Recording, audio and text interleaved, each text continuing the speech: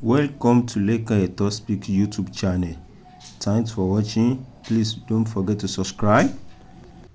Lovers all over the world, nǹkan tá a fẹ́ discuss nínú fídíò wa ilé gẹ́gẹ́ bí ẹ ti mọ̀, òwe náà ni.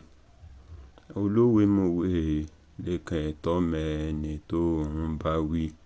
Ẹ̀yin tẹ́ bá ṣe ń darapọ̀ mọ́ channel yìí, ẹ jọ̀ọ́ ẹ bá wa subscribe, ẹ bá wa like àwọn fídíò tiwa, ẹ bá wa comment. Àwọn àgbà sọ̀rọ̀ wọn pòwe gẹ́gẹ́ bí a ti mọ̀ wípé òwe àti àṣàmọ la máa ń discuss ní segment yìí. Wọ́n ní àrírú eléèrí àfi ń dẹ́rù bọ́ lọ́rọ̀ ni. Àwọn àgbà máa ń pòwe bẹ́ẹ̀ pé irú eléyìí ò ṣẹlẹ̀ rí, àfi ń dẹ́rù bọ́ lọ́rọ̀ ni. So àwọn olóyìnbó náà wọ́n dẹ̀ bá wa túmọ̀ ẹ̀, wọ́n bá wa express ẹ̀ pé this kind of things has never happened before.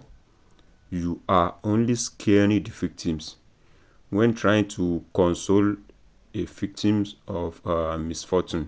So iná bá ń lo irú ọ̀rọ̀ yìí pé irú eléyìí ò ṣẹlẹ̀ rí, àfi ń dẹ́rù ba ọlọ́rọ̀ ni.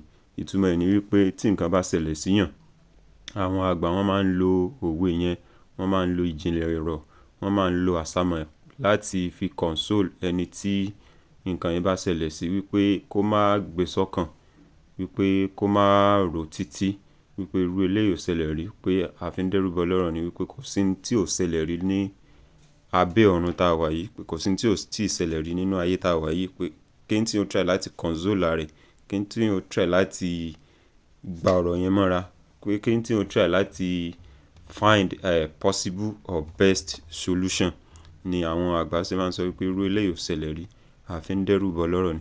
Olówe mọ̀wé Lekan Eto mẹ́ni tó ń bá wí.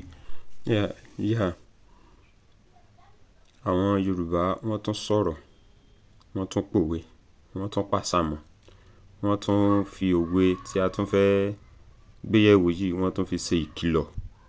Ó bá àgbàlagbà wí, ó bá ọmọ kékeré wí, ó bá ọkùnrin wí, ó bá obìnrin wí. Báwo ni wọ́n ṣe sọ òwe yìí? Báwo ni wọ́n ṣe pa òwe yìí? Àwọn àgbàlagbà, àwọn Yorùbá wọ́n ní owó laso oge. Bẹ́ẹ̀ ni, láìsí owó fáàrí ò sí. So àwọn olóyìnbó wọ́n bá wa translate ẹ̀, wọ́n dẹ̀ tún bá wa express ẹ̀, wọ́n bá wa elucidate ẹ̀. Wọ́n ní money is the cloth for fashion. Without money, there is no efficacy. So they use this proverb to qualify the importance of wealth. Bẹ́ẹ̀ ni, because wọ́n ní múra síṣẹ́ ọ̀rẹ́ mi, ẹni tí ò bá ṣiṣẹ́ yóò ṣerú ẹgbẹ́, ẹni tí ò bá ṣiṣẹ́ ò lè lówó, ẹni tí ò bá ṣiṣẹ́ ò lè tẹ́gbẹ́.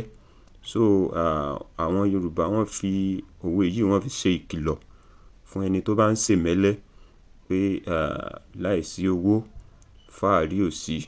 So owó laso oge. So ẹni tí ó bá ṣèmẹ́lẹ́ ni wọ́n máa ń sábà fi irú òwe yìí báwí. And then wọ́n tún fẹ́ jẹ́ kí èèyàn mọ rírì owó. They want to let us know the importance of wealth. So ẹ jọ̀ọ́ ẹ̀yin tẹ́ bá ṣe ń darapọ̀ mọ́ channel wa, a fẹ́ jẹ́ kí àṣà Yorùbá kó parun. A fẹ́ jẹ́ kí àṣà Yorùbá kó parun. Bẹ́ẹ̀ ni. So a fẹ́ máa kọ́ra wa ní ẹ̀kọ́, a fẹ́ máa ṣíra wa létí kí ìjìnlẹ̀ Yorùbá, a fẹ́ jẹ́ kí àwọn ọmọ tá a ṣe ń bí yìí, a fẹ́ jẹ́ kí wọ́n máa ní òye, kán máa ní òye, kán bá pa òwe létí ọmọ mi, kò ní mọ̀ túmọ̀ ẹ̀. Ọmọ mi á kàn máa wo ẹnu yẹn báyìí ni pé what are you saying? But tá a bá ti ń sọ àwọn èdè Yorùbá, tá ń pa òwe, tá ń express ẹ̀, tá ń elucidate ẹ̀ fáwọn ọmọ wa, eléyìí ni ò ní jẹ́ kí àṣà Yorùbá kó parun.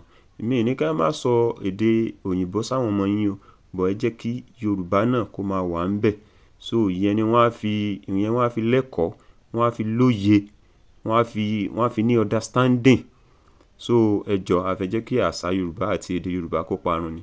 So we love you all. If this is your first time watching our channel, ẹ má gbàgbé láti bá wa subscribe, ẹ má gbàgbé láti bá wa comment, ẹ dẹ̀ má gbàgbé láti bá wa share àwọn videos wa. We love you all.